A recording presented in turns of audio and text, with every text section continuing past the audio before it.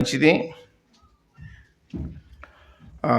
దేవుని వాక్యంలో నుండి నిర్గమాకాండము 2వ అధ్యాయం.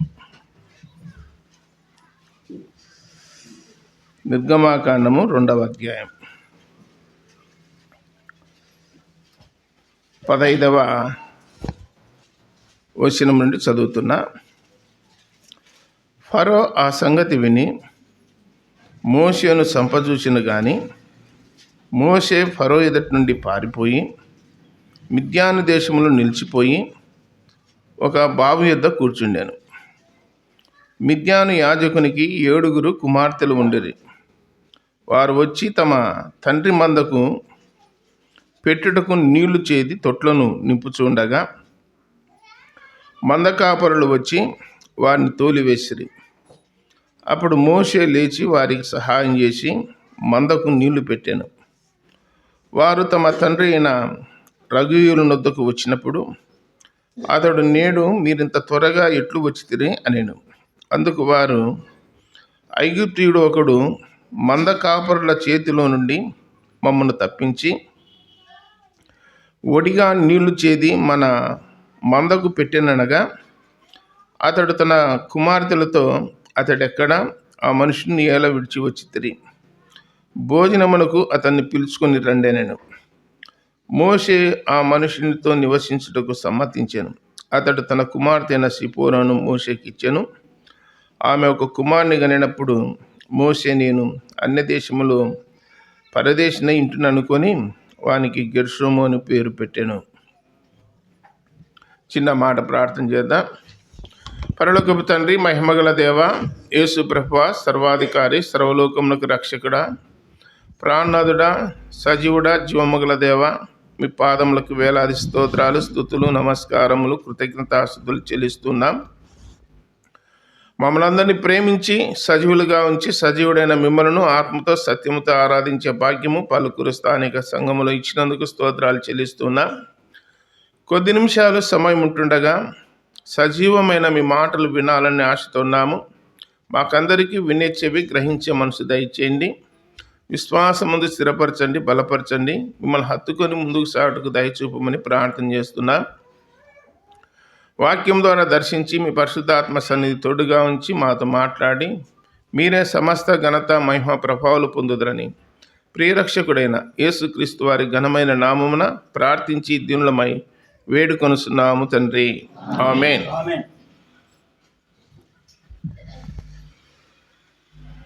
మన అంశం ఏమిటంటే, చదువుకున్న వాక్య భాగంలో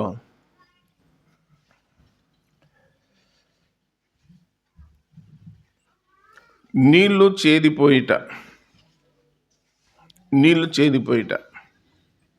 ఇక్కడ సందర్భము ఉపోద్ఘాతం చెప్పాలి. 2వ అధ్యాయంలో, నిర్గమాకాండము 2వ అధ్యాయంలో మోషే యొక్క పుట్టుక రాయబడింది. మోషే పుట్టినప్పుడు ఐగుప్తు దేశంలో పరిస్థితులు ఎలాగున్నాయంటే, మగపిల్లలు పుడితే చంపివేయాలి, ఆడపిల్లలు పుడితే బ్రతకనియాలి అనేటువంటి కఠినమైన దినాలు. ఆ దినాలలో మోషే పుట్టినాడు. మోషే యొక్క తల్లి 3 నెలలు వాడిని పాలిచ్చి పెంచాను. తర్వాత ఆ పిల్లవాడిని దాయలేకపోయాను అని చెప్పి గ్రంథంలో రాయబడింది. జరిగిన సంఘటన ఏంటంటే, ఏది ఏమైనా దేవుడు తన చిత్తాన్ని బయలుపరుస్తాడు. మనం ఏం చేయలేమని చెప్పి మరి అమ్రాము, యోకోబేదు, మోషే యొక్క తల్లిదండ్రులు మాట్లాడుకొని ఆ పిల్లవాడిని ఒక జమ్ము పెట్టెలో పెట్టి నైల్ నది ఒడ్డున ఉంచినారని చెప్పి గ్రంథంలో రాయబడింది. తర్వాత మోషేకు అక్కగా ఉన్న మిరియాము ఒక చెట్టు కింద నిలబడి పిల్లవానికి ఏం సంభవిస్తుందని చెప్పి గమనిస్తూ ఉంది. ఈ లోపల దేవుడు తన కార్యాన్ని జరిగించాలి కాబట్టి పిల్లవాడిని బ్రతికించాల్సిన బాధ్యత, చూసుకోవాల్సిన బాధ్యత ఎవరిదంటే దేవుందే. మనుషులు చేసే ప్రయత్నం మనుషులు చేస్తారు, దేవుడు చేసే ప్రయత్నము దేవుడు చేస్తాడు. ఫరో కుమార్తె ఫరో కుమార్తె రాజమహల్లో ఉంది. మరి ఆమెకు నిద్ర పట్టలేదు. ఆమె శరీరం మీద సీమలు మారినట్టు ఉండేది. అందుకని నైల్ నది ఒడ్డుకు పోయి స్నానం చేద్దామని చెప్పి తన స్నేహితురాళ్ళతో మాట్లాడినప్పుడు వారు సరే అని చెప్పినారు. అప్పుడు ఫరో కుమార్తె మరి నైల్ నది ఒడ్డుకు తన స్నేహితురాళ్ళతో కలిసి వచ్చిందని చెప్పి గ్రంథంలో రాయబడింది. ఏం పని మీద ఆమె లేచి రాజమహల్లో అంతఃపురంలో ఉన్న ఫరో యొక్క కుమార్తె మరి ఏం పని మీద నైల్ నది ఒడ్డుకు వచ్చిందంటే దేవుడే పంపించినాడు. ఆమె శరీరం మీద సీమలు పారేటట్లు చేసింది దేవుడే. ఆమెను లేపి నైల్ నది ఒడ్డుకు పిలుచుకొని వచ్చింది దేవుడే, మనుషులు కాదు. తర్వాత పిల్లవాడిని ఏడిపించింది కూడా దేవుడే. గట్టికి గిచ్చినాడు దేవుడే, ఏడుస్తున్నావు అని. ఫరో కుమార్తె వచ్చింది కదా, ఏడుపు వినపడితేనే కదా గమనించేది. అప్పుడు ఎవరు పిల్లోడు ఏడుస్తూ ఉన్నాడు, పోయి చూడు పొండి అన్నప్పుడు స్నేహితురాలు జమ్ము పెట్టి ఎత్తుకొచ్చి చూసినారు. జమ్ము పెట్టెలు ఎవరున్నారు? మోషే పిల్లవాడు ఉన్నాడు. అందుకని ఆ ఫరో కుమార్తె మరి ఏడుస్తూ ఉంటే మిరియాం పరిగెత్తుకొని పోయింది. వాళ్ళు ఎత్తుకుంటానే పోయింది. పిల్లవాడు ఎందుకు ఏడుస్తున్నాడని అందరు మాట్లాడుకుంటా ఉంటే పాలు కావాలి పిల్లవానికి అని చెప్పి మిరియాం చెప్పింది. అట్లయితే ఎవరైనా పాలు ఇచ్చటమే ఉంటే ఈయన పిలుచుకరాపో అని చెప్పి ఫరో కుమార్తె చెప్పినప్పుడు మిరియాము పరిగెత్తుకొని పోయి తల్లినే పిలుచుకొని వచ్చి ఫరో కుమార్తె దగ్గర నిలబెట్టింది. ఫరో కుమార్తె అనింది, ఈ పిల్లవాడిని పాలిచ్చి పెంచు, నేను నీకు జీతం ఇస్తా అని చెప్పినప్పుడు సరే అని ఒప్పుకున్నది. మొత్తం మీద దేవుడు మరలా తిరిగి పిల్లవాడిని ఎక్కడ చేర్చినాడు? అట్లుంటుంది దేవుడు చేసే కార్యం. మనం సొంత ఆలోచన చేస్తే ఫెయిల్యూర్ అవుతాయి. దేవుడు చేసే కార్యాలు గొప్ప కార్యాలు, అవి ఆశ్చర్య కార్యాలు అని రాయబడింది. నైల్ నది ఒడ్డున మొసళ్ళు ఉన్నాయి. నైల్ నదిలో ఏముంటాయి తెలిసిన? మొసళ్ళు ఉంటాయి. మీరు నేషనల్ జియోగ్రఫీ కానీ అనిమల్ ప్లానెట్ కానీ అలాంటి ఛానల్స్లో చూస్తే అడవిలో ఉన్నటువంటి బర్రెలు నది దాటుతూ ఉంటాయి. జీబ్రాలు, గాడిదలు ఇవన్నీ నది దాటుతూ ఉంటే మొసళ్ళు దొరికినట్టు పట్టేస్తాయి. నైల్ నదిలో మొసళ్ళు ఉన్నాయన్నమాట. మొసళ్ళు తినాలని చెప్పి మరి మగపిల్లలను పుట్టినప్పుడు ఐగుప్తు దేశంలో తీసుకుపోయి నైల్ నదిలో వేస్తే ఒక్కసారిగా మింగేస్తాయి మొసళ్ళు. ఎందుకు అట్లా వేస్తున్నారంటే నైల్ నదిలో ఉన్న నీటికి దేవత అని పేరు పెట్టినారు. ఐగుప్తు దేశంలో ఉన్న వారికి ఫరో రాజు దండోరేయించి చెప్పింది ఏమిటంటే మగపిల్లలు పుడితే నైల్ నదిలో వేయండి, దేవత కోరుకునేదని చెప్పినాడు. అందుకని నైల్ నది ఒడ్డిన మోషేను కూడా పెట్టినారు. దేవుడు మొసళ్ళ యొక్క నోట్లో పడకుండా మోషేను కాపాడినాడు. తర్వాత తిరిగి తల్లి ఒడిలోనే చేర్చినాడు. తర్వాత పిల్లవాడు పెద్దవాడైనాక పాలు విడిచిన తర్వాత ఫరో కుమార్తె దగ్గరికి ఆ పిల్లవాడిని తీసుకొని పోయి మోషే తల్లి అప్పగించింది. 40 ఏండ్లు రాజు అంతఃపురంలో ఉన్నాడు మోషే. అప్పుడు ఫరో యొక్క కుమార్తె మోషేకు ఏమని పేరు పెట్టింది? మోషే అనే పేరు పెట్టింది ఎవరు? ఫరో కుమార్తెనే. మోషే అనే పేరుకి అర్థం ఏంటి? నీటిలో నుండి తీయబడినవాడు అని. నీటిలో నుండి తీయబడినవాడంటే వాక్యంలో నుండి తీయబడినవాడు అని. నీరు దేనికి సాదృశ్యంగా ఉంది? వాక్యానికి. అంటే వాక్యంలో నుండి పుట్టినవాడెవరు? మోషే. ప్రార్థన ద్వారా పుట్టినవాడెవరు? సమూయేలు. యెహోవాను అడిగి తిని అని సమూయేలు అని ప్రార్థన ద్వారా పుట్టినవాడు సమూయేలు. నీటిలో నుండి తీయబడినవాడు మోషే. మరి మన ప్రభు అయిన యేసుక్రీస్తు ఎక్కడి నుండి వచ్చినాడు? తెలియదా మీకు? ప్రభు అయిన యేసుక్రీస్తు ఎక్కడి నుండి వచ్చినాడు? పరలోకం నుండి వచ్చినాడు. ఆదాము ఎక్కడి నుండి వచ్చినాడు? మట్టిలో నుండి వచ్చినాడు. మోషే నీటిలో నుండి వచ్చినాడు. సమూయేలు ప్రార్థన ద్వారా వచ్చినాడు. యేసుప్రభు పరలోకం నుండి వచ్చినాడు. ఆదాము మట్టిలో నుండి వచ్చినాడు. మనం ఎక్కడి నుండి వచ్చినామంటే మట్టిలో నుండి వచ్చినాం. మనం మట్టిలో నుండి వచ్చిన వారము మనం ఎక్కడ చేరాలి? పరలోకం చేరాలి. యేసుప్రభు పరలోకం నుండి ఎక్కడికి వచ్చినాడు? భూలోకానికి వచ్చినాడు. భూలోకంలో ఉన్న వారిని ఎక్కడ తీసుకుపోవాలి? పరలోకం తీసుకుపోవాలి. చాలా సులువైన పద్ధతిలో దేవుడు తన పరిశుద్ధ గ్రంథాన్ని మన చేతికి ఇచ్చినాడు. సరే, ఇప్పుడు మన 15వ వచనంలో ఏమని రాయబడిందంటే, ఫరో ఆ సంగతి విని మోషేను చంపజూచెను అని రాయబడింది. ఎందుకు ఆ సంగతి విని అంటే, మోషేకు 40 ఏండ్లు వచ్చిన తర్వాత తన ప్రజలను వారి భారములను చూడవెళ్ళెను అని రాయబడింది. అపోస్తుల కార్యములు 7వ అధ్యాయం 22 నుండి చదివితే అక్కడ రాయబడింది.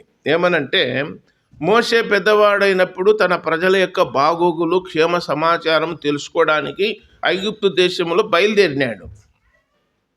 దారిన వెళ్తా ఉంటే ఇద్దరు యవనస్తులు కొట్లాడుకుంటా ఉన్నారు. ఇద్దరు యవనస్తులు కొట్లాడుకుంటా ఉంటే ఒకడు ఐగుప్తీయుడు, ఒకడు హెబ్రీయుడు, ఇశ్రాయేలీయుడు.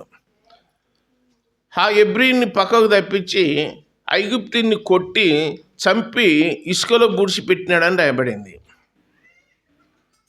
ఇసుకలో బూడ్చిపెట్టినాడు. మోషే చనిపోయినప్పుడు ఎక్కడ బూడ్చిపెట్టినారో తెలుసా మీకు? దైవ గ్రంథంలో రాయబడిన ప్రతి మాట సత్యము. నాకు వెళ్ళి చూడండి. మోషే ఐగుప్తుని చంపి ఎక్కడ బూడ్చిపెట్టినాడు? ఇసుకలో. మరి మోషే చనిపోయినప్పుడు ఎక్కడ బూడ్చిపెట్టబడినాడు? ఇసుకలోనే. మోయాబు ప్రాంతంలో మైదానం ఉంది. ఆ మైదానం అంతా ఇసుకలో బూడ్చిపెట్టినారు. ఇసుకలో బూడ్చిపెడితే గాలి కప్పేసింది ఇసుకను. ఇసుక తుఫాన్ అంటారు చూడు, అట్లా కప్పేసింది. ఎక్కడ బూడ్చిపెట్టినాము అన్న సంగతి కూడా వాళ్ళు తెలుసుకోలేకపోయినారు. ఆయన సమాధిని కనుక్కోలేకపోయినారని రాయబడింది. ఇసుకలో బూడ్చిపెట్టినప్పుడు ఇది పలాని స్థలములో ఉంటుంది అని చెప్పి మనము కనుక్కుంటామా?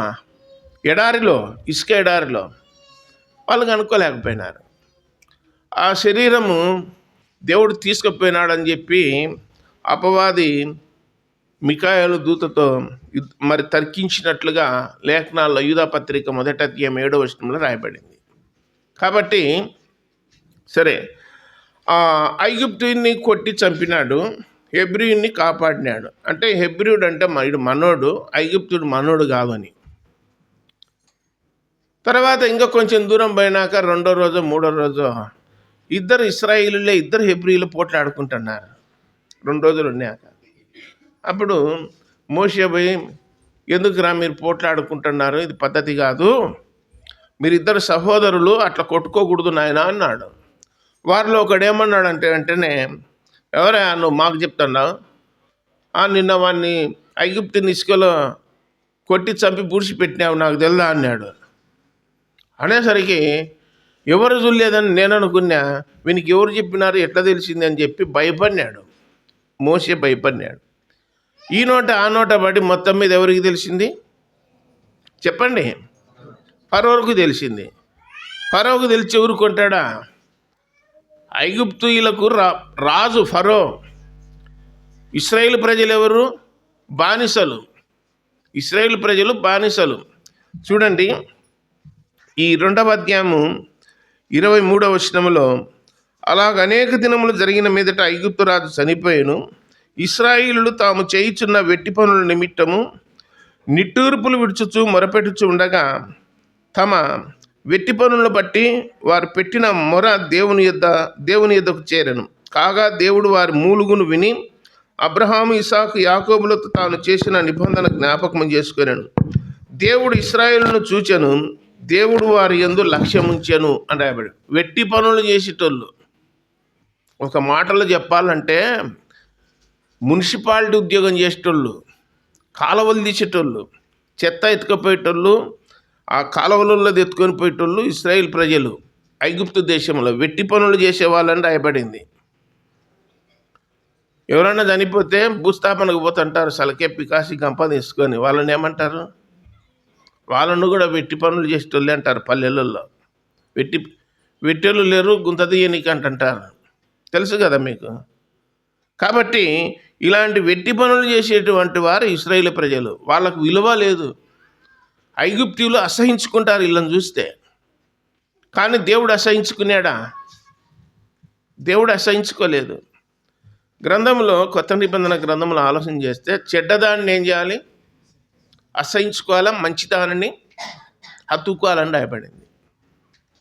ఇశ్రాయేలు ప్రజలను దేవుడు వారి యందు లక్ష్యముంచానని రాయబడింది. సరే, 15వ వచనంలో ఫరో ఏం చేసినాడంటే మోషే ఐగుప్తిని చంపినాడన్న సంగతి విని మోషేను చంపజూసెను అని రాయబడింది. ప్రభువైన యేసుక్రీస్తును కూడా ఈ లోకంలో జన్మించినప్పుడు 2 సంవత్సరాల పిల్లోడుగా ఉన్నాడు యేసు ప్రభు. అప్పుడు హేరోదు రాజు ఏం చేయాలనుకున్నాడు? యేసు ప్రభును రాజుగా చేయాలనుకున్నాడా, చంపాలనుకున్నాడా? చంపాలనుకున్నాడు. మోషేను కూడా ఏం చేయాలనుకున్నాడు? ఫరో రాజు చంపాలనుకున్నాడు. మరి సౌలు రాజు దావీదుని ఏం చేయాలనుకున్నాడు? రాజుగా చేయాలనుకున్నాడా? చంపాలనుకున్నాడు. చంపాలనుకున్నల్లా కాలగర్భంలో కలిసిపోయినారు. దేవుడు వారిని విడిపించి వారికి పేరు ప్రఖ్యాతులు తెచ్చినాడు, కీర్తి తెచ్చినాడని గ్రంథంలో చూస్తున్నాం. ఫరో మోషేను సంపజూసిన కానీ మోషే తప్పించుకొని పారిపోయినాడు. యేసు ప్రభును కూడా సంపజూసినారు. ఆయన అద్భుతాలు చేసేటప్పుడు, దేవాలయంలో బోధ చేసేటప్పుడు ఆయన అచ్చటి నుండి తప్పించుకొని పోయాను. ఆయన గలిలయకు వెళ్ళానని రాయబడింది. యూదయలో ఆయన సంచరించకుండా గలిలయలో పోయి బోధ చేయించుండని రాయబడింది.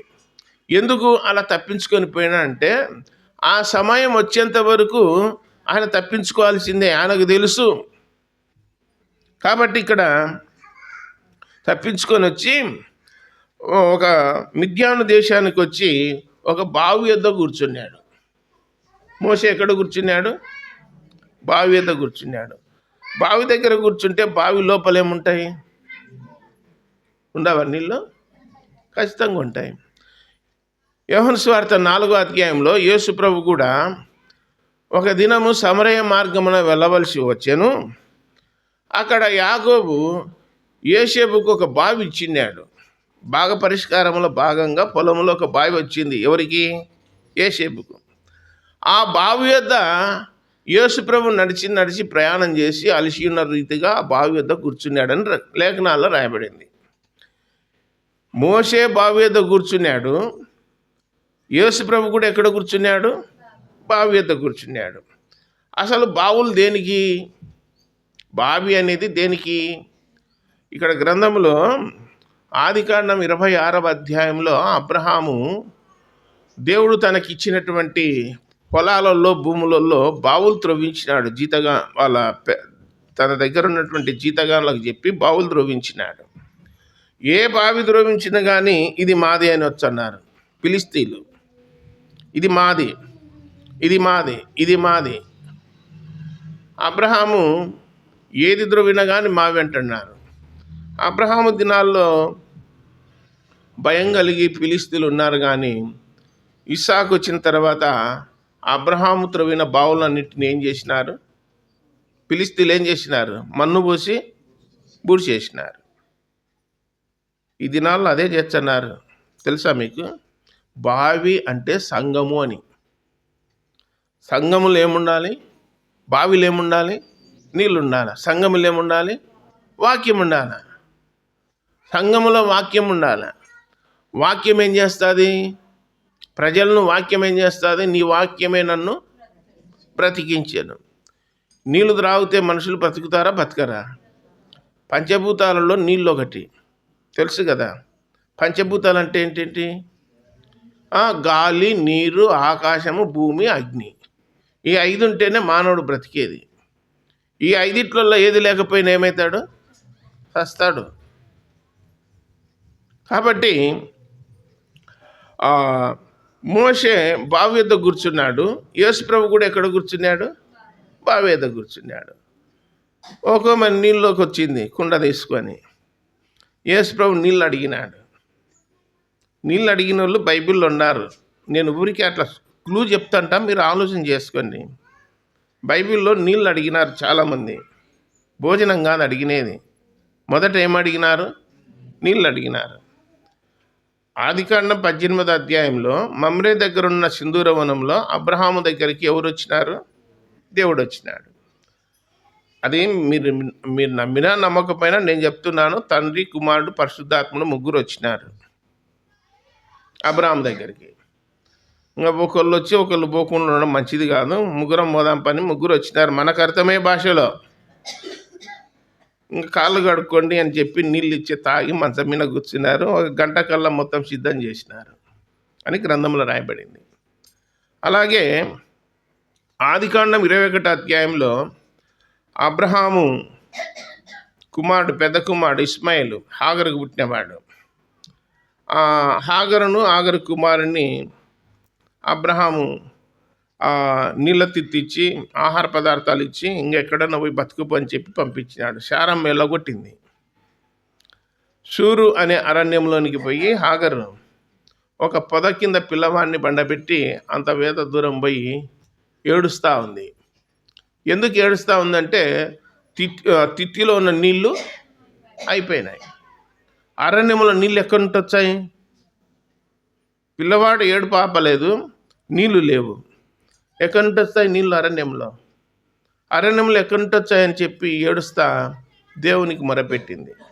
హాగరు దేవునికి మొరపెట్టింది. అప్పుడు దేవుడు దూతను పంపినాడు.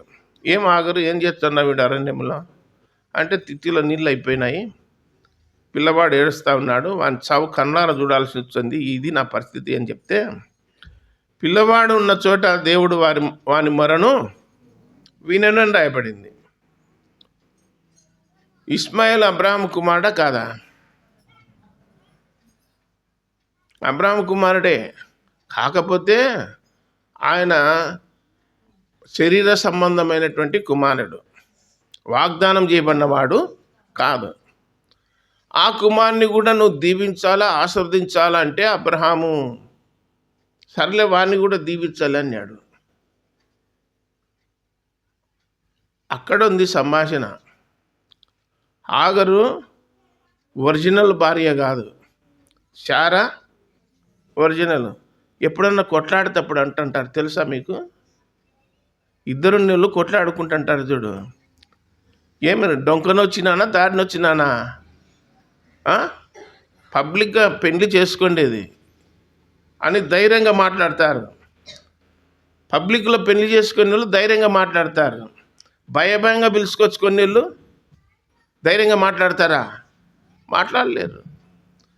కాబట్టి ఆమెకు పిల్లలు పుట్టినారు, ఈమెకు పిల్లలు పుట్టినారు. ఆమె పిల్లలను కూడా దీవించు, ఆశీర్వదించు అని అబ్రహాం అడిగితే సర్లే అన్నాడు. ఈ నడమ 2 రోజుల కిందట సినిమా యాక్టర్ పిల్లలు ఆస్తి కోసం కొట్లాడుకుంటున్నారని చెప్పి సోషల్ మీడియాలో వైరల్ అవుతా ఉంది.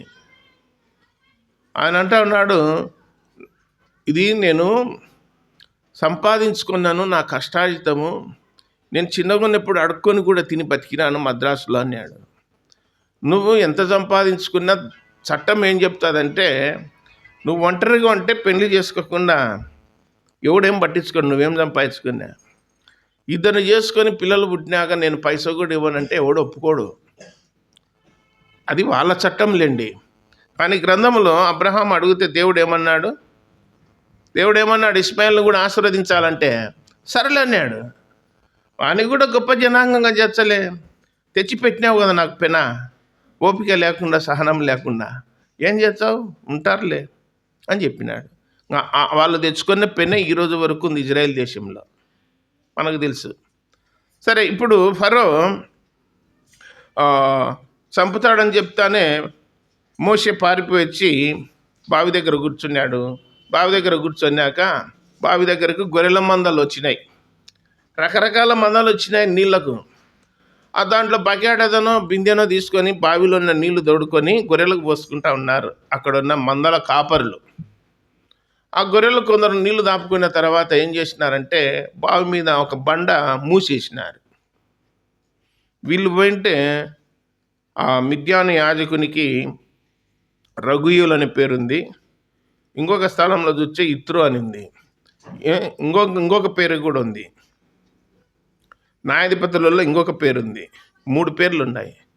ఒక మనిషికే పేర్లు ఉన్నాయి. మీ ఊర్లో లేవా పేర్లు? ఒక మనిషికి పేర్లు. నేను చెప్తున్నాను, ఈడొచ్చి చాలామంది నంద్యాలలో వచ్చి వాక్యం చెప్పినారు. ఇక్కడ పేర్లు 2 ఉన్నాయి. పేర్లు 2 ఉన్నాయి ఒక్కొక్కరికి. అయితే ఆధార్లో ఏ పేరు ఉంటుందో అదే పేరే నీకు పైన కూడా ఉండేది. గుర్తుపెట్టుకోండి. నకిలీ పేర్లు సంఘాల్లో పెట్టుకొని బతుకుతున్నారు. బతుకుదేరువు కోసం పెట్టుకున్నారు నకిలీ పేర్లు, ఒరిజినల్ పేర్లు కాదు.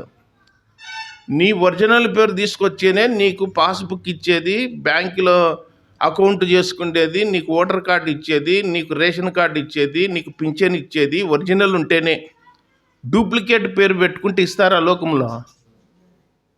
ఇస్తారా? ఒక మనుషుడే భూమి మీద నకిలీ పేరు పెట్టుకొని పోతే నీకు ఏది ఇవ్వకుండా ఉన్నాడు, ఏ పథకం ఇవ్వడు. మరి నకిలీ పేరు పెట్టుకొని పరలోకానికి పోయినాక నాకు ఏమన్నా ఉన్నాయేమో చూడు అంటే ఇచ్చాడా? అంత దూరం కూడా పోదు. వేరొక గ్రంథంలో ఉంటుంది నీ పేరు. నేను సేవ చేసిన స్వామి 40 ఏళ్ళు ఉన్నా, వాక్యం చెప్పినా, అది చెప్పినా, ఇది చెప్పినా, ఆరాధన చేసిన అంటే అది చెల్లదు అని చెప్పి దైవగ్రంథం చెప్తా ఉంది. ఎవని పేరైనను మీరు చెప్పండి, జీవగ్రంథములో రాయబడినట్టు కనబడకపోతే వాడు ఎక్కడికి పోతాడు? అగ్నిగుండానికి. తెలుసు కదా. ఇప్పుడు ఓటర్ లిస్టులో పేరుంటే ఓటేయనికి పోతావు. పేరు లేకుండా కానీ పోయి నిలబడతా లైన్లో. పోలీసుడు మెడ పట్టుకొని పెటికి దొబ్బుతాడు, దొంగ ఓట్లు వేయనికి వచ్చినావా, పోతా లేదని. తెలుసు కదా. మానవుడు ఇంత జ్ఞానం కలిగి ఉంటే దేవుడు అనంత జ్ఞాని, ఆయనకి ఎంత జ్ఞానం ఉండాలి? కాబట్టి పేరు ఒకే విధంగా ఉండాలా, బ్రతుకు ఒకే విధంగా ఉండాలా, తీరు ఒకే విధంగా ఉండాలా, మన ప్రవర్తన ఒకే రీతిగా ఉండాలా. మందిరంలోకి వచ్చినప్పుడు కుందేలు పిల్లలాగా, బయటికి పోయినప్పుడు పంది పిల్లలాగా ఉండకూడదు క్రైస్తవ జీవితం. తెలుసు కదా మీకు విషయాలు. సరే, ఇక్కడ ఆ సహోదరులు కన్యకులు వారు ఏం చేస్తున్నారంటే గొర్రెలకు నీళ్లు పెట్టుకోవాలని బావి దగ్గరకు వచ్చే వాళ్ళు గద్దించి వాళ్ళను బెదరగొట్టి పారదోలినారు. పోతారా లేదా ఇన్నుంటే అని మిగతా కాపరులు. అప్పుడు బావి దగ్గర కూర్చొని ఉన్నాడు మోషే. బావి మీద ఉన్న ఆ మూతను తీసి ఆ కన్యకుల యొక్క గొర్రెల మందకు నీళ్లు చేతి పోసినాడు. ఎవరు చేతి పోసింది? మోషే. త్వరగా పొద్దుగాలుగా పోయినారు, ఇంటికి పోయినారు మందం తలుకొని. ఆ అమ్మాయిల యొక్క నాన్న, తండ్రి, ఏమ్మా ఈరోజు చాలా పొద్దుగాలకు వచ్చినారా, ఏం సంగతి అన్న అంటే, ఎవరో ఒక మనుషుడు ఐగుప్తీయుడు ఒకడు మాకు సహాయం చేసినాడు, నీళ్లు చేతి పోసినాడు, అందుకని గొర్రెలకు తొందరగా తాపుకొని పొద్దుగాలకు వచ్చినాము ఇంటికి అని చెప్పినారు. మరి ఆ మనుషుడు ఎక్కడున్నాడు? పిలుచుకురావచ్చు కదా అన్నప్పుడు పిలుచుకురానికి కుమార్తెలనే పంపినాడు. వారు పోయి మోషేని పిలుచుకొని వచ్చినాక మోషే వారితో ఉండడానికి సమ్మతించెను అని రాయబడింది.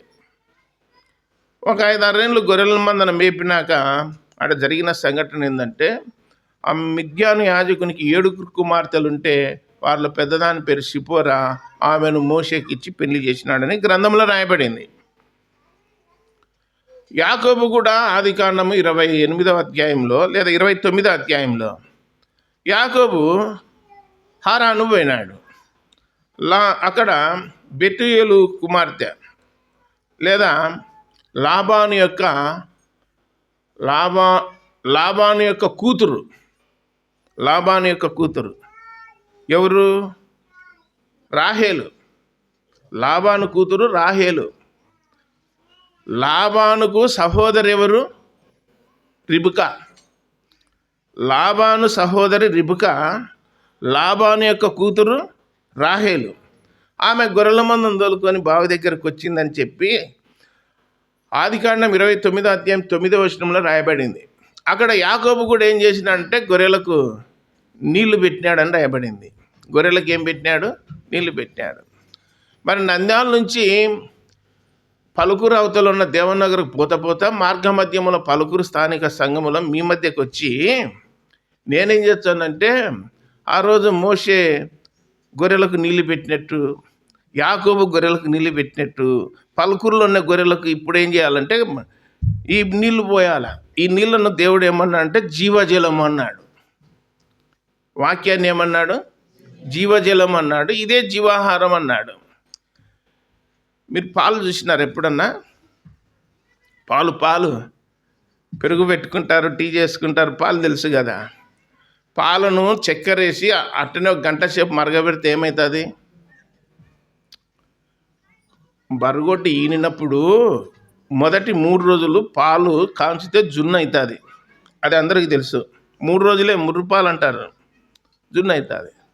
పాలను అట్టనే చక్కెర పోసి కలుపుకుంటా చేస్తున్నాం అనుకో గంట సేపు, ఏమవుతుంది? అది పాలుగా అవుతుంది. ఈ వాక్యం అనేది కూడా దీన్ని నీళ్ళలాగా జీవజలం అన్నాడు. జీవజలము ఎక్కువగా వేడి చేసినప్పుడు ఏమవుతుందంటే జీవాహారం అవుతుంది. పాలుకోవైనట్టు వాక్యం ఏమవుతుందంటే జీవాహారం అవుతుంది. వాక్యం జీవాహారం అవుతుంది. మామూలుగా ఉంటే జీవజలము, దాన్ని కాంచినప్పుడు ఏమవుతుంది? జీవాహారం అవుతుంది. మామూలుగా ఉంటే పాలు, దాన్ని కాంచినప్పుడు ఏమవుతుంది? పాలుకోవ అవుతుంది. ఇంకా రకరకాలుగా చేసుకోవచ్చు. దాన్ని పెరుగు చేసుకోవచ్చు, మజ్జిగ చేసుకోవచ్చు, వెన్న చేసుకోవచ్చు, దాన్ని మళ్ళీ నెయ్యి చేసుకోవచ్చు. వినయరెడ్డి సార్ ఉన్నప్పుడు చెప్పేటోడు ఏమంటాడంటే నల్ల బర్రెకు పచ్చటి గడ్డి వచ్చే తెల్లటి పాలు ఇచ్చిందంట. మేము నవ్వుతుంటే ఆయన ఉన్నప్పుడు చెప్తాంటే చెప్పడానికి నవ్వడానికి ఉన్నట్టుంటుందే కానీ అందులో చాలా పరమార్థం ఉంది. నల్ల బర్రె పచ్చగడ్డి తిని తెల్ల పాలు ఇచ్చింది అన్నాడు. ఆ పాలల్లో మీగడ ఉంది, ఆ పాలల్లో మజ్జిగ ఉన్నాయి, ఆ పాలల్లో పెరుగుంది, ఆ పాలల్లో పాలుకో వస్తుంది అని రకరకాలుగా చెప్పినాడు. ఇన్ని పదార్థాలు తయారవుతాయి చూడన్నాడు. వాక్యాన్ని నువ్వు ఎట్లయినా మలుచుకోవచ్చు అన్నాడు. జుంటి తేనె ధారల కంటే మధురమైంది అన్నాడు. కాబట్టి సిపోరాను వివాహం చేసుకున్న తర్వాత అక్కడ మరి వారికి ఒక కుమారుడు పుట్టాడు. ఆ పిల్లవాని పేరు గెర్షోం అని చెప్పి పేరు రాయబడింది. తర్వాత మోషే పుట్టినప్పుడు 2వ అధ్యాయం 6వ వచనంలో ఫరో కుమార్తె దగ్గర ఉన్న స్నేహితురాలు ఏమన్నాడంటే వీడు హెబ్రీల పిల్లల్లో ఒకడు అన్నారు. హెబ్రీల పిల్లల్లో ఒకడు జంబుపెట్టెలో ఉన్నాడని చెప్పినారు. తర్వాత ఇక్కడ ఏమంటున్నారంటే 17వ వచనంలో 2:18 నిర్గమాకాండంలో ఐగుప్తీయుడు ఒకడు అన్నాడు. హెబ్రీయుడు ఏమైనాడు? ఐగుప్తీయుడు అయినాడు. పుట్టినప్పుడు హెబ్రీయుడు, 40 ఏళ్ళ వయసు వచ్చినాక ఏమైనాడు? ఐగుప్తీయుడు. మళ్ళా ఐగుప్తీయుడు ఏం కావాలి? ఇప్పుడు హెబ్రీయుడు కావాలా? పుట్టినప్పుడు ఎక్కడున్నాం మనమంతా ఈ లోకములో పుట్టకముందు ఎక్కడున్నాం? పుట్టినప్పుడు కాదులేండి, పుట్టకముందు ఎక్కడున్నాం? బైబిల్ ఏం చెప్తుంది? దైవజనుడు అపోస్తలుడైన పౌలు ఎఫెసీయులకు రాసిన మొదటి పత్రిక 1వ అధ్యాయం 7వ వచనంలో ఏమన్నాడంటే భూమికి జగత్తు పునాది వేయబడక మునుపే మీరు మిమ్మలను దేవుడు క్రీస్తులో ఏర్పరచుకొనెను. ఎప్పుడు? భూమికి జగత్తు పునాది వేయబడక మునుపే పలుకూరులో ఉన్న వాళ్ళు పలాని సంవత్సరము యేసు ప్రభువునందు విశ్వాసం ఉంచుతారు, వారు దేవుణ్ణి నమ్ముకుంటారు, వారు మందిరానికి వస్తారు, వారు సహవాసం చేస్తారు, వాళ్ళు దేవుణ్ణి ఆరాధిస్తారు, వాక్యం వింటారు, ప్రార్థన చేసుకుంటారు, పాటలు పాడతారు, కానుకలు ఇస్తారు, ఇదంతా చేస్తారు అని చెప్పి ఎప్పుడు నిర్ణయమైంది? భూమికి జగత్ పునాది వేయబడక మునిపే మనలను దేవుడు ఎవరిలో ఏర్పాటు చేసుకున్నాడు? యేసుక్రీస్తులో. ఈ లోకంలో పుట్టినప్పుడు విగ్రహారాధన కుటుంబాల్లో పుట్టినారు మొత్తం. అప్పుడు ఆ విగ్రహారాధన కుటుంబాల్లో పుట్టినప్పుడు వీళ్ళంతా విగ్రహారాధకులు అని చెప్పినారు లోకం.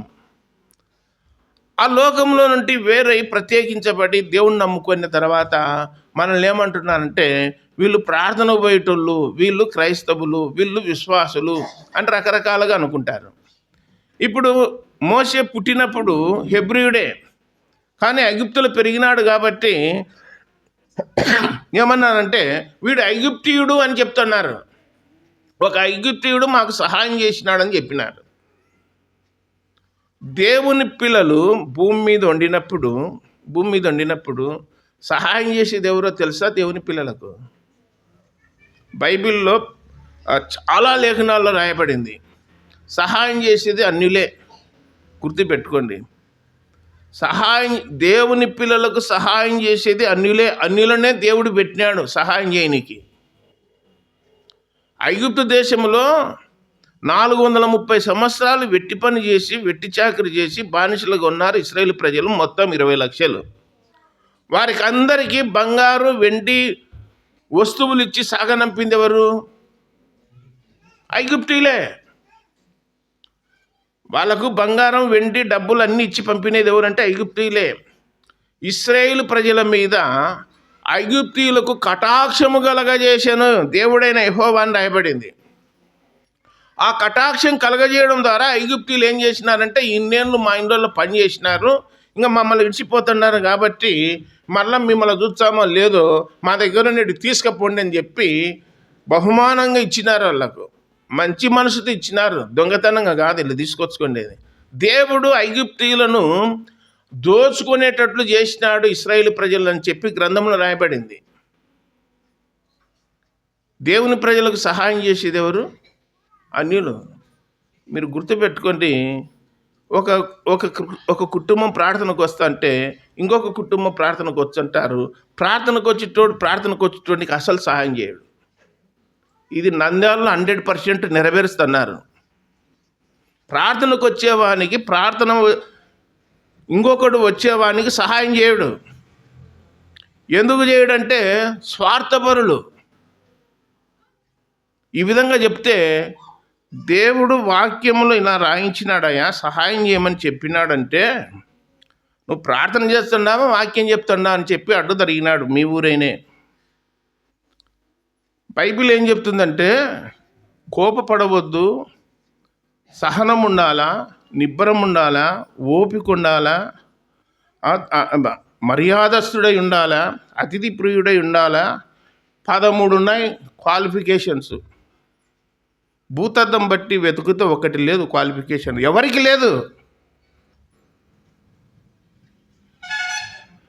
గ్రంథంలో చూస్తూ ఉన్నాము, ఈ ఐగుప్తీయుడు మిద్యానీయులకు ఏం చేసినాడు? నీళ్లు చేదిపోసి సహాయం చేసినాడని రాయబడింది. సహాయం చేసినాడు. ఎబినేజర్ అనే పేరుకు అర్థం ఏంటి?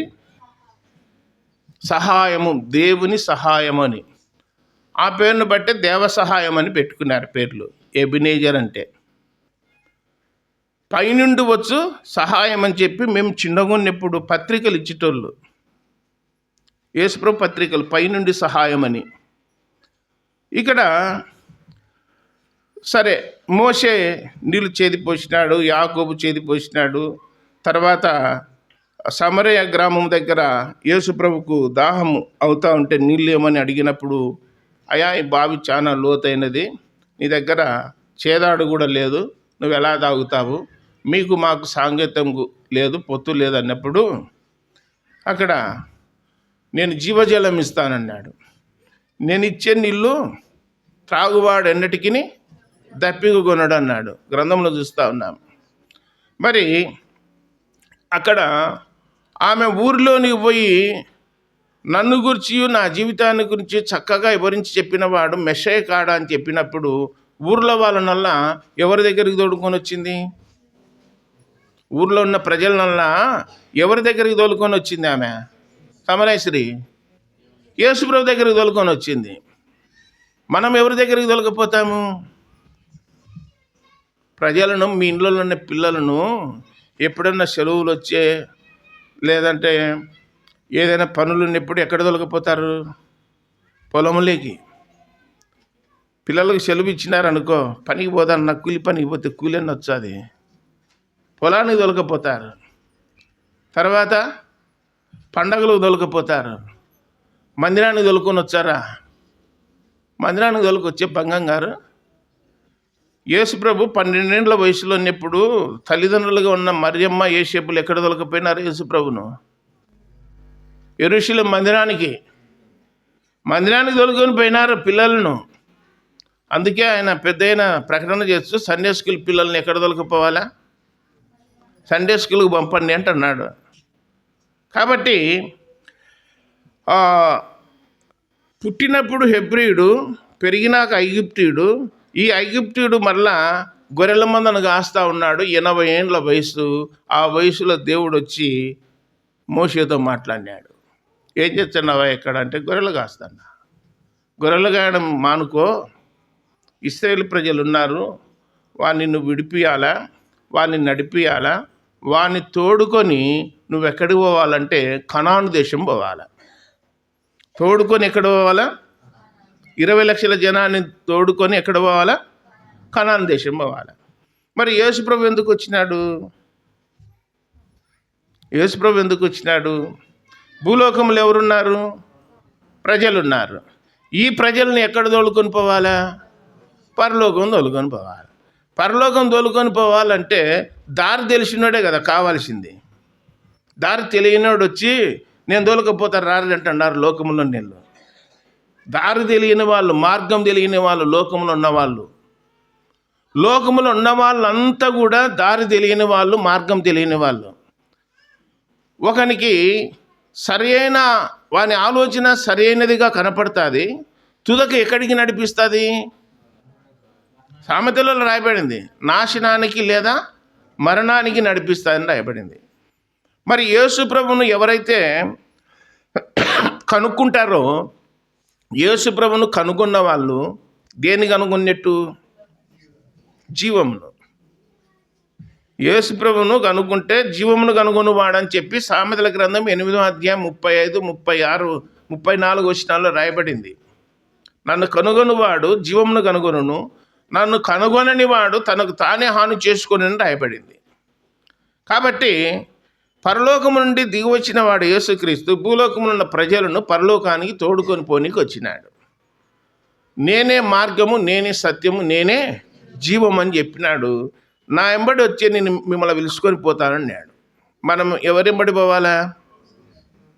యేసు ప్రభు ఎంబడి పోవాలా. మనము మందెంబడి కాదు పోవాల్సింది, గుంపులో కాదు పోవాల్సింది. మనం పోవాల్సింది యేసు ప్రభు ఎంబడి పోవాలి. నా గొర్రెలు, చెప్పండి, నా గొర్రెలు నా స్వరం వినున్నాడా, మంది స్వరం వింటాయన్నాడా? యేసు ప్రభుని నమ్ముకొని యేసు ప్రభు మాటలు వినాలా. యేసు ప్రభు మాటలు కాకుండా తిక్క తిక్క మాటలు చెప్తుంటే గొర్రెల్లాగా తలకా చెప్పుకుంటే అబ్బా భలే చెప్పినాడు అన్న లోకరామాన్యం అంతా తీసుకొచ్చి చెత్త చెదారం తీసుకొచ్చి ఇక్కడ చెప్తా అంటే భలే చెప్పినాడన్నా అంటే ఏంటింది? దాంట్లో సారం ఏముండదు, పిండితే రసం కూడా వెళ్ళదు. గిద్యోను గొర్రెబొచ్చు విండింటే పాత్ర నిండిందంట, పాత్ర నిండిందని రాయబడింది. దావీదు అన్నాడు, నా గిన్నె నిండి పొర్లుచున్నదన్నాడు. పలుకురు సంఘములో పొరలాలనా ఎండిపోవాలనా? పొరలాల నిండాల. నిండినవన్నీ ఒక తట్టు, ఖాళీవన్నీ ఒక తట్టు అని లేఖనాల్లో చూస్తున్నాం. చాలా ఉన్నాయి అంశాలు. ఇక్కడ దైవ గ్రంథాన్ని పరిశీలన చేసినప్పుడు మోషే 80 ఏళ్ళ వయసులో ఉన్నప్పుడు దేవుడు వచ్చి పిలిచినాడు. ఇశ్రాయేలు ప్రజలను నువ్వు ఎక్కడ తొలకపోవాలా? కనాను దేశం తొలకపోవాలి. తోలుకపోవాలంటే ఊరికి అవుతుందా? ఆడన్నాడు సామాన్యుడా, ఐగుప్తులో ఉన్న ఫరోరాజు ప్రజలను ఇడిపియ్యా మేము తోలుకపోవాలంటే అంత స్వచ్ఛంగా వదిలిపెడతాడా? 430 ఏళ్ళు పెనేసుకొని పోయినారు ఐగుప్తీయులతో. మనం కూడా ఎట్లా తయారైనామంటే నువ్వు ఎంత వాక్యం అన్నాను, ఎంత ఆదివారం వచ్చి ప్రార్థన చేయి, ఆ దేవుణ్ణి ఆరాధించు, వాక్యం ఇంతసేపే బాగుంటుంది. కానీ మరలా మన పని మనదే.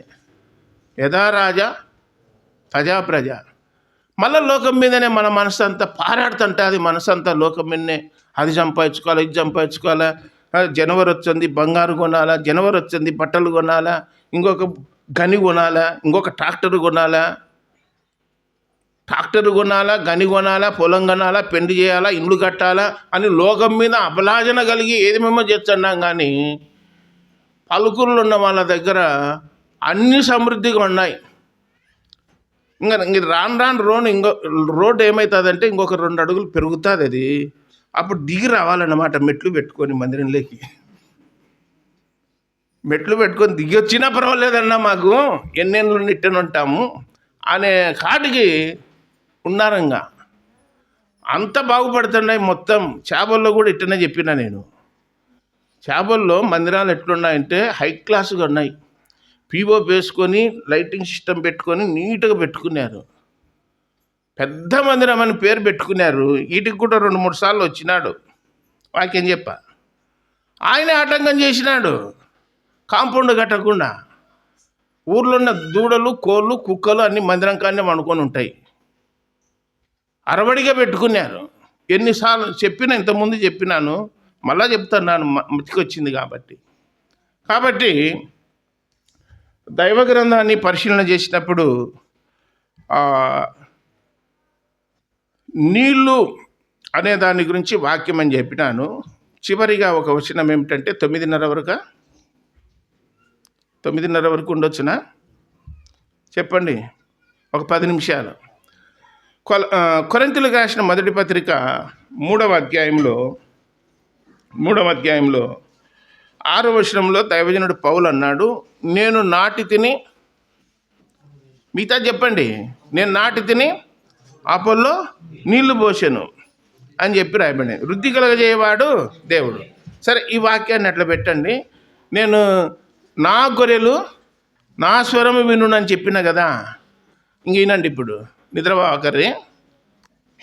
ఇక్కడనే పాణ్యము బనపల్లి రోడ్డు ఉందా లేదా, మెయిన్ రోడ్డు, మీకు అందుబాటులో చెప్తున్నాను. అందుబాటులో మీకు అర్థం కావాలని చెప్తున్నాను. ఈ నందివర్గంలో ఒక వ్యక్తి ఒక 20 గొర్రెలు కొనుక్కున్నాడు. 20 గొర్రెలు కొన్నాడు. 20 గొర్రెలు ఏం కొన్నాడంటే పాలు తాగే గొర్రె పిల్లలను కొన్నాడు. 20 గొర్రెలకు పేర్లు పెట్టుకున్నాడు. ఒక్కొక్క గొర్రెకు ఒక్కొక్క పేరు పెట్టుకున్నాడు. చిన్నప్పుడు అవి 2-3 ఏళ్ళు వచ్చేసరికి ఈ యజమానుడు ఏ పేరు అయితే పిలిచాడో ఆ గొర్రె ముందుకు వచ్చేది. పేరు పిలిచాన గొర్రె ముందుకు వచ్చేది అన్నమాట. పిలిచినాడని దానికి అర్థమైపోతుంది. పేరు కూడా మతికి అయిపోయింది గొర్రెకు. ఇట్లా 2-3 ఏళ్ళు సాక్కొన్నాక ఆ గొర్రెల దొడ్డిలో గొర్రెలను పెట్టి గేట్ వేసి బియ్యం వేసి నంద్యాలకు టౌన్లోకి పోయినాడు పనిపడి. ఆ గొర్రెల దొడ్డి వాళ్ళ ఇంటి పక్కనే ఎలపట్టు ఉంది అన్నమాట. ఈ దారిన పోయేటోడు ఒక ట్రక్ వేసుకొని పోతా ఉండి ఆ గొర్రెలు అర్చన్నాయి దొడ్డిలో. అక్కడ ఇక్కడ చూసినాడు ఎండపొద్దున, ఎవరు లేరు. ఇదే మంచి ఛాన్స్ అనుకొని వాడు ఏం చేసినాడంటే ట్రక్కులో 20 గొర్రెలను ఎక్కించుకొని బయలుదేరిపోయినాడు. ఇంకెవరు గమనించలే అవి. తర్వాత 3 గంటలకల్లా నంద్యాల నుంచి వచ్చినాడు ఆ గొర్రెల యజమానుడు. వచ్చి గొర్రెల దొడ్డులో చూసి ఏం లేవు, గొర్రెలు లేవు. ఎక్కడ పోయినాయబ్బా అని ఎతుకుతున్నాడు.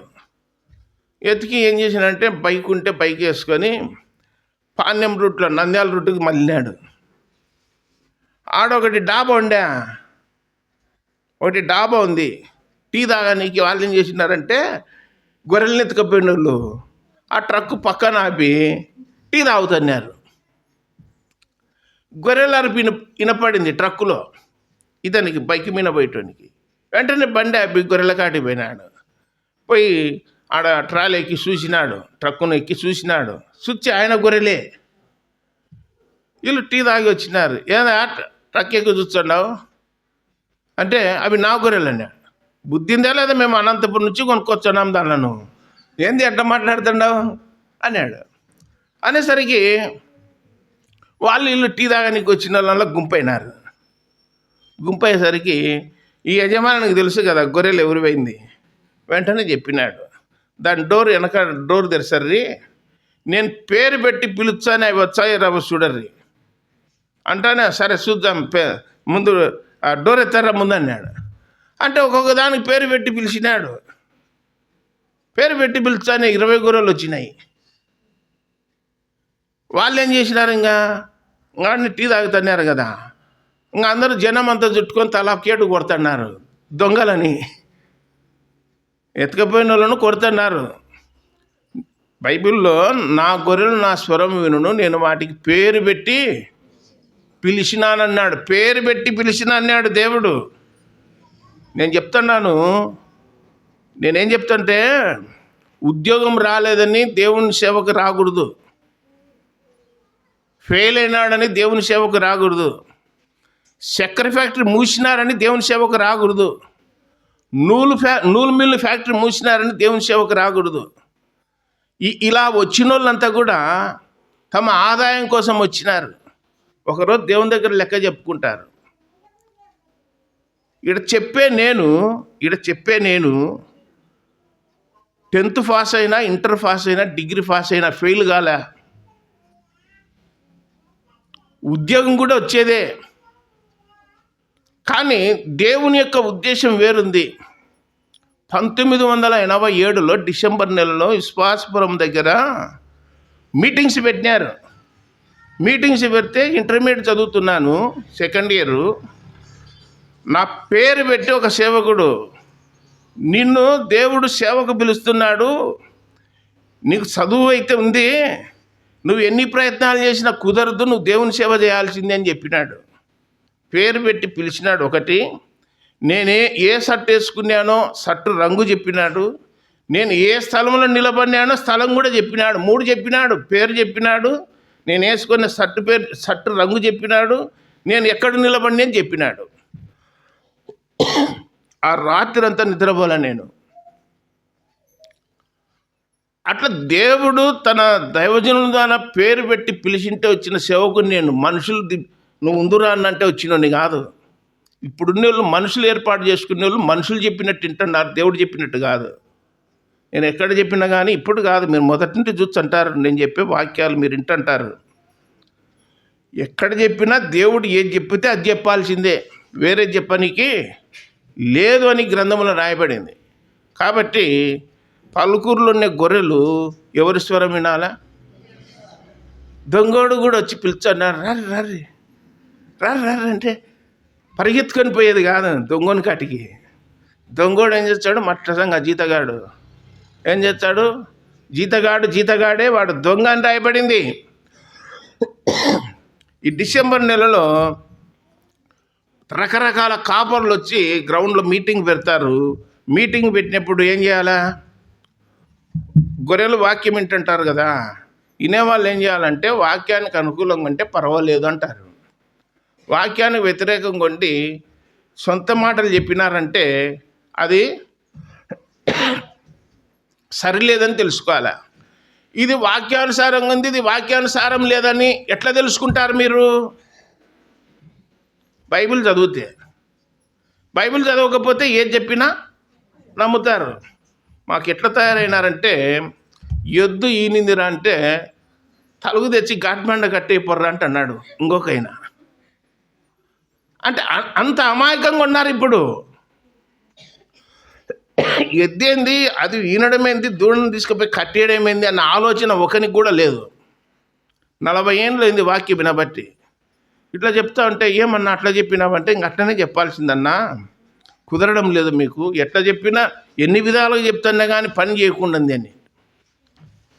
ఒక చేపలైనా ఒకైనా ఉండే సేవకుడు జోసెఫ్ గారు అని, అవుకు జోసెఫ్ గారు, ఇప్పుడు నేను కాదు, ఇంతకుముందు పెద్ద అయినా వాక్యం చెప్తా అంటాడు, గాలం వేసింటే చేప తగులుకుంటుందే కానీ చెక్కిలు దిగిపోయిందంట. చేపకు చెక్కిలు అంటే తెలుసు కదా, దవడ. తొరిదవడు ఉంది అన్నమాట. గాలం ఎర్ర తింటుంది పోతుంది. చెక్కిలు తెగిపోయిన విశ్వాసుల సంఘాలు ఉన్నారయ్యా. ఇంకా నువ్వు ఎంత వాక్యం చెప్పినా గాలానికి పడరు, వాక్యానికి పడరు, దేనికి పడరు, అయిపోయింది ఇలా పని అని అన్నాడు. అంటే మనసాక్షి లేని విశ్వాసులు సంఘాల్లో ఉన్నారు. నువ్వేమన్నా చెప్పుకో, ఒక గంట సేపు కూర్చుంటాం, ఇంటికి పోతామనే స్థితిలోకి దిగదారినారని చెప్పేసినాడు ఆయన. ఆ దినాల్లోనే చెప్పినాడు. కాబట్టి చివరి దినాల్లో ఉన్నాము. ప్రభు త్వరగా రాబోతున్నాడు కనుక భయము కలిగి, భక్తి కలిగి ఆయన్ను హత్తుకొని ఆయన స్వరాన్ని వింటూ మందిరానికి వస్తూ సవాసం చేస్తూ ముందుకు సాగితే ఎత్తబడే గుంపులు ఉంటాం. దేవుడి తలంపులన్నింటినీ దీవించును గాక. ప్రార్థన చేయండి.